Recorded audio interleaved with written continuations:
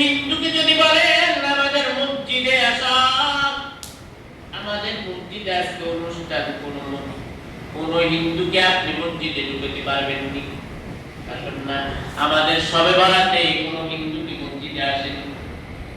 আমাদের সবে কদরে রাত্রে কোন হিন্দু আমাদের মসজিদে আসে না।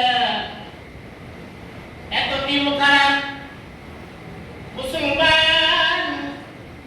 মুসলমানের ঘরে জন্ম নিয়ে আজকে মুসলমানের সন্তান কিন্তু দেব দেবী দেখার জন্য সেখানে চলে যায়, কি যায় না? বোঝা গেল এদের ইমানের সমস্যা আছে। কিসের? এদের ইমানের সমস্যা। ইমানের সমস্যা যদি না থাকতো তাহলে আমার ভাইরা হিন্দুদের দেব দেবীকে সম্মান করতো না। আজকে ক্ষমতার জন্য, ইন্ডিয়াকে খুশি করার জন্য টুপিয়াওয়ালা পাগল।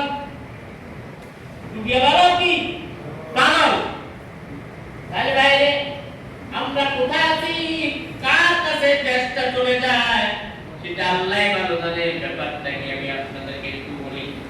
আমাদের দেশের যদি সরকার চোর হতো তাহলে সরকার পরিবর্তন করা যায়, কারণ